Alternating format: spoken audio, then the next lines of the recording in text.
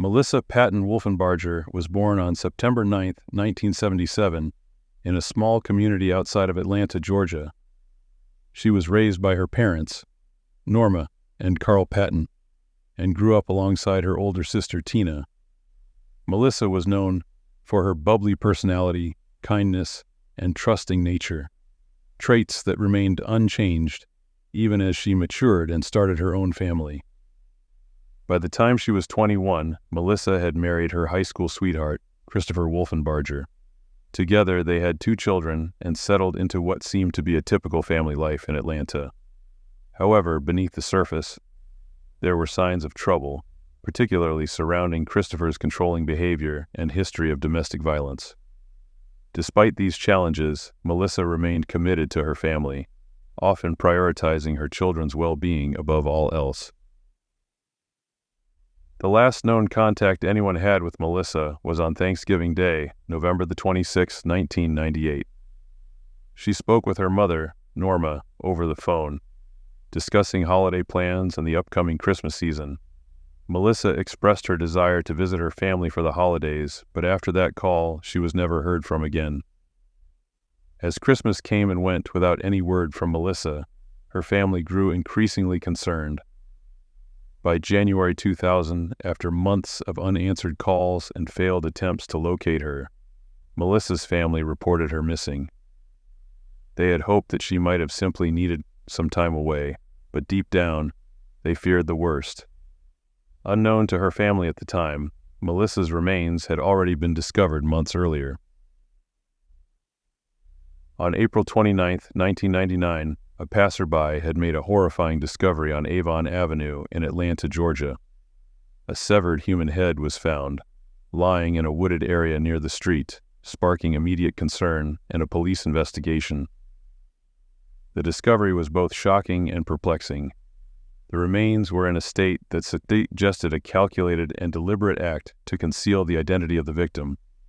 The head had been severed with precision, and there were no other clues nearby that could immediately assist in identifying the deceased. As the investigation into the gruesome find began, the Atlanta Police Department was faced with a daunting task. Without any immediate leads or missing persons reports that matched the description, the identity of the victim remained a mystery. The case took a further disturbing turn. On June 3, 1999, when additional remains, dismembered limbs, were discovered in another nearby area, these body parts, like the severed head, were carefully dismembered and disposed of in trash bags, suggesting a methodical approach by the perpetrator. Despite the grim nature of the discoveries, the case faced significant challenges from the outset. One such was the delay in identifying Melissa's remains.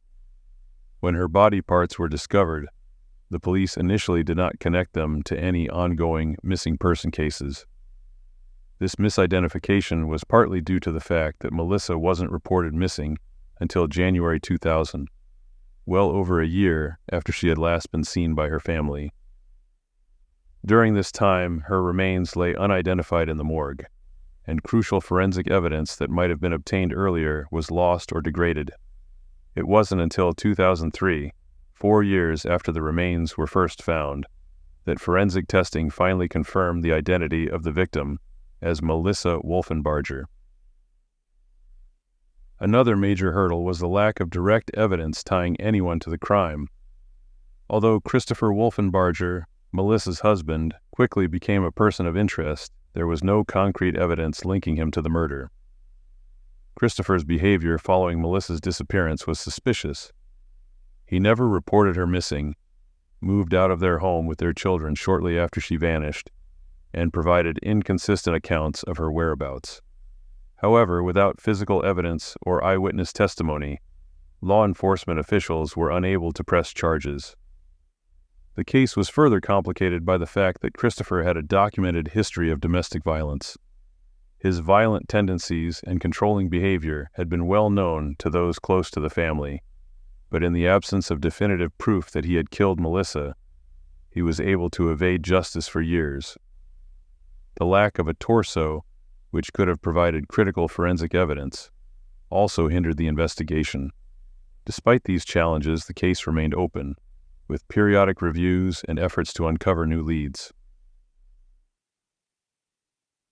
After years of uncertainty and frustration, the case of Melissa Wolfenbarger took a significant turn in 2024.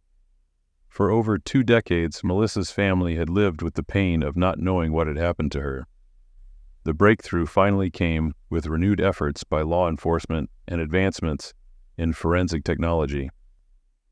In 2021, the Atlanta Police Department assigned the case to Detective Jerian Shepard, who brought a fresh perspective and determination to solve the cold case.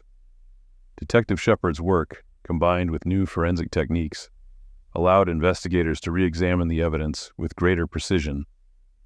This included reanalyzing the dismembered remains and other evidence that had been preserved from the original investigation. One of the pivotal moments in the investigation was the decision to conduct further DNA testing on the remains. This was made possible in part due to the arrest of Melissa's father, Carl Patton, for unrelated crimes. Carl's DNA was entered into the system, which allowed for more accurate comparison and confirmation that the remains discovered in 1999 were indeed those of Melissa. Although Carl was eventually cleared of any involvement in his daughter's death, his arrest indirectly provided the impetus needed to move Melissa's case forward. In August 2024, law enforcement officials finally gathered enough evidence to arrest Christopher Wolfenbarger. The arrest was a long-awaited moment for Melissa's family, who had always believed that Christopher was responsible for her death. On August 7, 2024, police apprehended Christopher at his home in Griffin, Georgia, where he was reportedly hiding in a futile attempt to evade capture. The arrest brought some measure of closure to a case that had haunted the Atlanta community and Melissa's family for years. During a press conference following the arrest, Atlanta police revealed more details about the investigation. They noted that Christopher had never reported Melissa missing, despite her disappearance just after Thanksgiving in 1998. Investigators also highlighted the proximity of the areas where Melissa's remains were found to locations associated with Christopher's work and daily activities in the late 1990s, further implicating him in the crime. The arrest was not just a moment of justice for Melissa's family, but also a stark reminder of the challenges faced by victims of domestic violence. Her mother, Norma, and her sister, Tina, became vocal advocates for victims of domestic violence, using their platform to raise awareness about the dangers of abusive relationships and the importance of early intervention. They also emphasized the need for continued advancements in forensic science and the importance of thorough investigations, even in cases that initially seem unsolvable. Melissa's case, however, was still not over, as the legal proceedings against Christopher would likely unfold in the months and possibly years to come. Nevertheless, the arrest represented a crucial step toward justice for Melissa.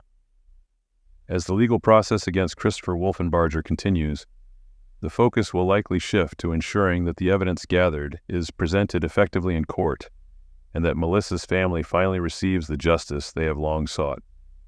For those of you interested in following the case and staying informed about the trial's progress, including any new revelations or outcomes, be sure to stay connected with us as we continue to provide updates on this evolving story.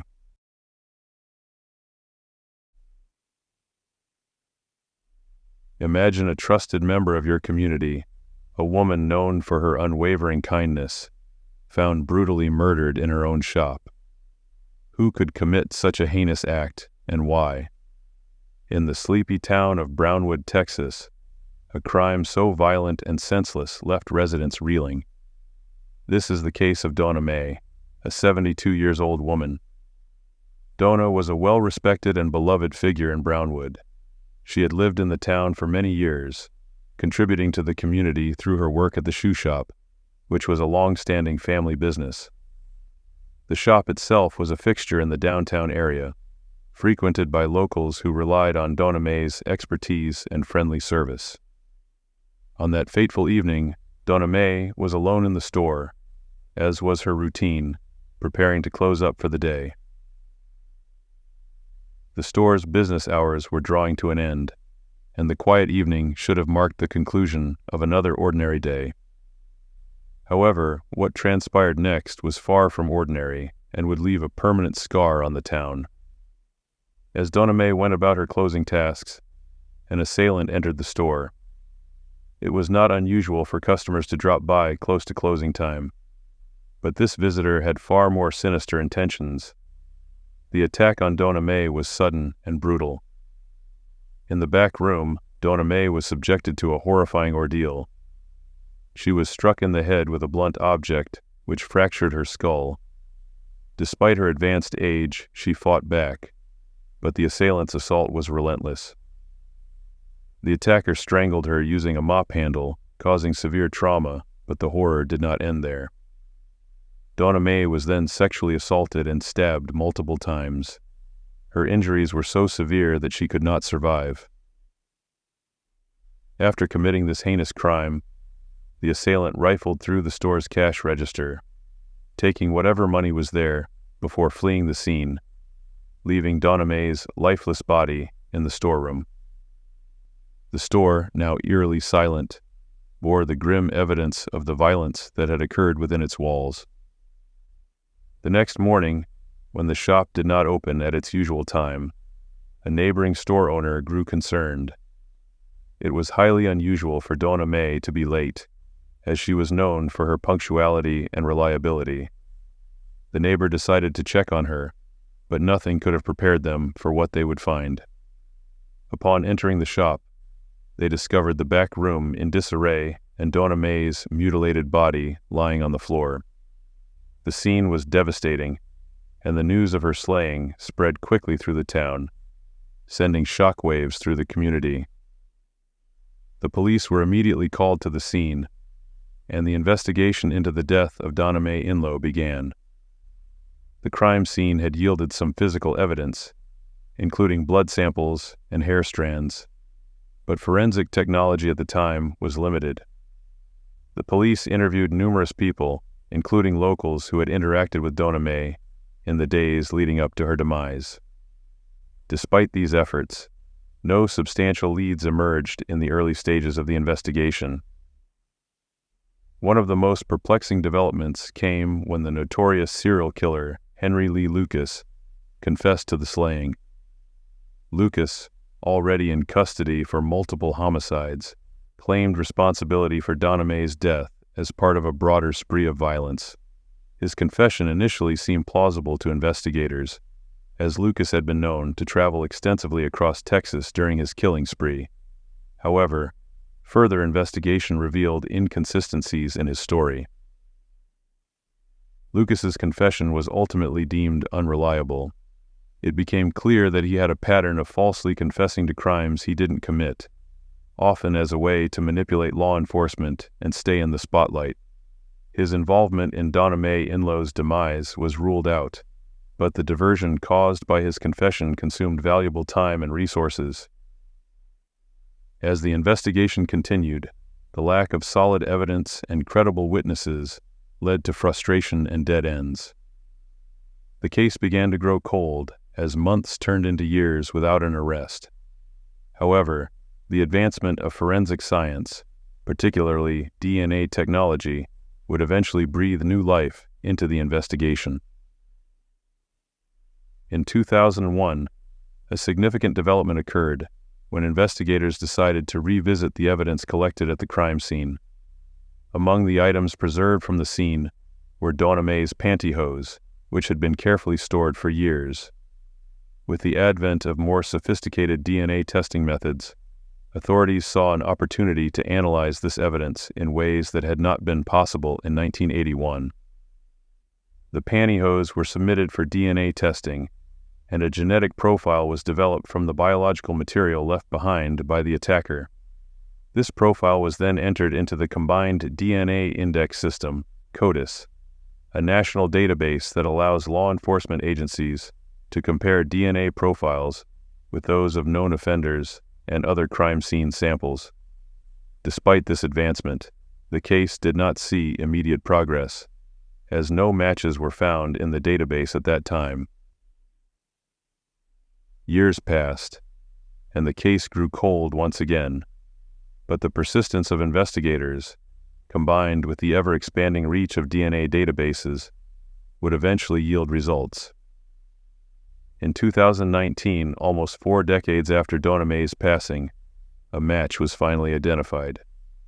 The DNA profile from the crime scene matched that of Pablo Figueroa, a man who had been convicted of conspiracy to smuggle illegal aliens and whose DNA had been entered into CODIS as part of his federal conviction. This breakthrough provided the first solid lead in the case in years. Armed with this new evidence, investigators conducted additional testing to confirm the match and began piecing together Figueroa's movements and possible connection to Brownwood in 1981. The results were conclusive. Figueroa was the man responsible for the brutal slaying of Dona Inlow. With this new evidence, the Brown County District Attorney's Office moved quickly to bring charges against Figueroa. In December 2022, more than 4 decades after the slaying, Figueroa was formally indicted by a Brown County grand jury. The indictment charged him with capital slaying, alleging that he had caused the death of Dona Inlow by stabbing or puncturing her chest with a knife or sharp object during the commission of robbery, aggravated sexual assault, or burglary. Following the indictment, Figueroa was transferred from federal custody, where he was serving time for his previous conviction, to Brown County, Texas, to face the charges against him. The transfer occurred in September 2023, setting the stage for what many hoped would be the final chapter in the long quest for justice. As Figueroa awaited trial, his legal team began negotiating with prosecutors. Given the overwhelming evidence against him, including the DNA match, Figueroa's defense counsel sought a plea deal to avoid a potential death penalty sentence. After lengthy discussions, an agreement was reached. In early 2024, Pablo Figueroa pleaded guilty to the charges of capital slaying, aggravated sexual assault, and aggravated robbery. As part of the plea deal, he was sentenced to 3 consecutive life terms in prison without the possibility of parole. The deal also included a waiver of present-tensing time credits and any future challenges to the convictions, ensuring that Figueroa would spend the rest of his life behind bars. This resolution brought an end to the decades-long search for justice in the case of Dona Inlow. While no legal outcome could ever fully undo the pain and loss suffered by her family and the community, the conviction of her killer provided a measure of closure that had been elusive for so many years. The Brownwood community, which had been haunted by this unsolved crime for over 40 years, could finally begin to heal, knowing that justice had been served. If you find this video compelling, show your support by giving it a thumbs up, subscribing to our channel, and ringing that notification bell. By doing so, you'll stay updated about the latest investigations and mysteries.